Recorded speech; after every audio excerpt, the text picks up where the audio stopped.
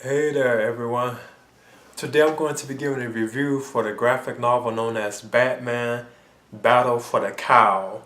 Now, this is written by Tony S. Daniel. He was the writer and the penciler of it too, as well. As you can see, this is the actual book right here. Now, this particular version I have of it, it came with the DC Universe animated original movie I have, known as Batman Bad Blood. This came as part of that, but I know you can get actual separate. And as you can see, like the size of it, I'll probably touch on that later. It's not really that big. It's kind of like they made like a miniature version of it, so it could fit inside the actual like box, like the box like set of it basically.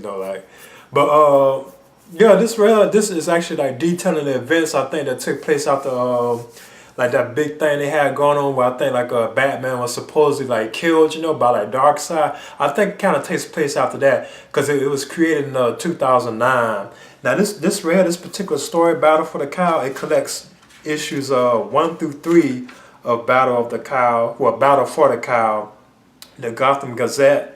That's like with Vicky Vale, I think, and stuff like that, where it's just talking about Batman dead. And it's a couple other ones too, but it collects those particular stories that actually complete the Battle for the Cowl like storyline. Now this book, it's basically about, like I say, like Batman is supposed, but a lot of people don't know it. They think that he is just like, some of them think he is like missing or whatever, but at the same time they are kind of broadcasting it that they believe that he is dead, because there's no longer a Batman in Gotham City, and I don't think they know about the events that happened with him. And I think this is Darkseid, if I'm not mistaken. I don't think people know about that, but basically that's what's going on at Gotham City. The people of Gotham, they think Batman's like dead, or he's just missing because he hasn't been showing up to fight crime or anything like that. Even like Commissioner Gordon like shines like the back signal in the sky, but Batman never shows up. So all the people are automatically thinking that he's like dead or something like that. So in place of him, you have like Nightwing, and you have like Robin and Tim and Drake Robin. They actually like teaming up and stuff like that to fight crime in Batman's place. And at one point, Tim and Drake, he decides to take on like the mantle of Batman. At one point, and he gets like messed up real bad. I was kind of surprised. He was almost near death, like with this villain they're dealing with in the story. But you also have like the Damian Wayne Robin too. He shows up too as well. He has like little moments and stuff. And he also gets like injured too at one point. And I was like, whoa, I couldn't believe he actually gets shot. I was like, whoa, they're shooting like Batman's son. I couldn't believe it. I was like, whoa, he got shot. So I was kind of surprised about that. But like the bulk of the story is about, like I said, like, there's no Batman in Gotham City. So Nightwing and like Robin, they're trying to take his place and stuff like that. Plus like Batgirl and Barbara Gordon, Oracle, her and Nightwing, they put together this like team of like heroes that they trust very well, known as the Network. So they're also like helping them fight crime and stuff throughout the city. But there's like this villain in the story who shows up, and he's not really he is a villain because he's like violent and deadly. Like he's here and he's claiming to be like Batman and stuff, and he actually kind of looks like Batman, but like almost like a robotic version of him. And I know this one pretty well, because he's also in like the other stories too as well. But I won't spoil it. But it turns out, that they're just suspecting that he's like I'm not gonna spoil all that, but he turns out to be like the main like antagonist of like the story, with the Battle for the Cowl storyline basically. And like Nightwing, he has to take him on. Tim Drake and all them, they have to take him on. Damon, they have to take him on and stuff like that. And he does like Batman. He's supposed to is like trying to help people and stuff like that, but he still is violent. He kills and stuff like that, as well. But at one point, I thought he was actually like if you weren't careful, you can actually can kind of suspect that he could have been like Jean Paul Valley, or like Azrael, and then in return, kind of like they did with like the Nightfall series, like after Bruce Wayne's back was broken by Bane, he had to get a replacement, which was Jean Paul Valley, as the new Batman at that time. Because when you think about it, he kind of resembles that to a certain extent. You would think that was him.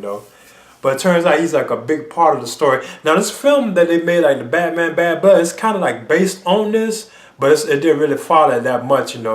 But in the end, I thought it had some surprises in it.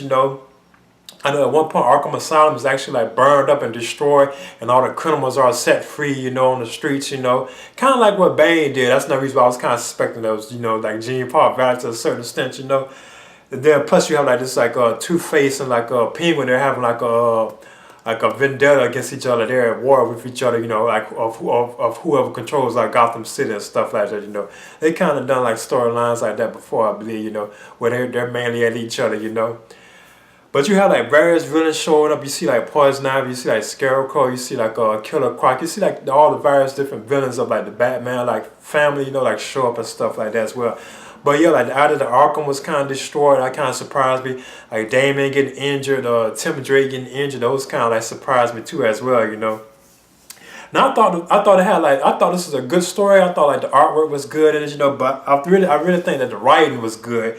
By Tony S. Daniel, like I think he was the writer of this. Where I thought he did a good job on the writing. You know, you could really follow it real well, understood it. You know, like the way he just wrote it and stuff. I thought it was good. You know, but yeah, in the end, and from my point of view, it was still kind of too short of a read. That's probably why they was able to actually probably fit it in with like the actual like Blu-ray collection. Because I still thought that was kind of a short of a read. It wasn't long enough, you know. I read it like in 2 days, you know. But it's kind of like a nice, lengthy story, you know. But it's not really that long. Plus, it kind of drifts away from the idea of like they keep the idea that Batman is like no longer around. He's like missing and thought dead and stuff like that. But then it jumps off like the antagonist guy who's impersonating Batman. You know, they don't really touch on him no more as it goes on. You have like other stories of like Vicky Vale, like covering like Batman being dead and stuff like that, and like Harvey Bullock, he shows up in it, like Commissioner going there in it a lot too, you know. But they're kind of most over up with like the Vicky Vale stuff that's going on, you know, which I thought was kind of interesting, you know, and cool, you know. But yeah, in the end, I'll be giving Batman, The Battle for the Cowl, the graphic novel, I'll be giving this a B minus. I would recommend it, you know. I enjoyed it, you know. If anything, like I said, it was kind of too short of a read, for my opinion, you know, but it was still cool, you know.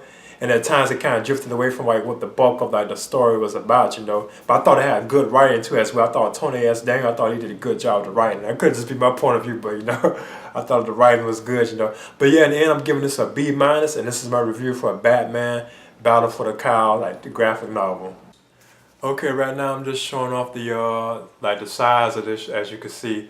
'Cause I think they do have this in the actual like graphic, like you know, like the actual like size, like they usually be like, you know, at this length. 'Cause as you can see, it's not really, you know, it's much smaller than like the other ones, you know, how they be, you know, because they had to actually make it like miniaturized, you know, where it would actually like fit inside like the actual like the Blu-ray set, gift set that I got, you know, for Batman Bad Blood.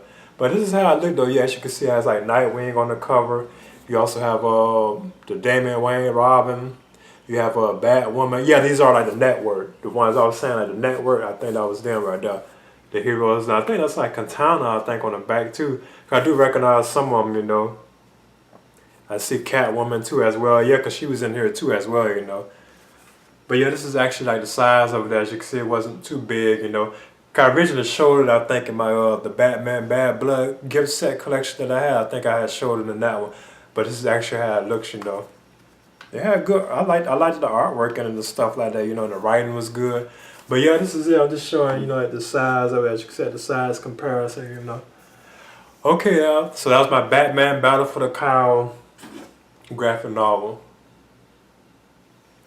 All right.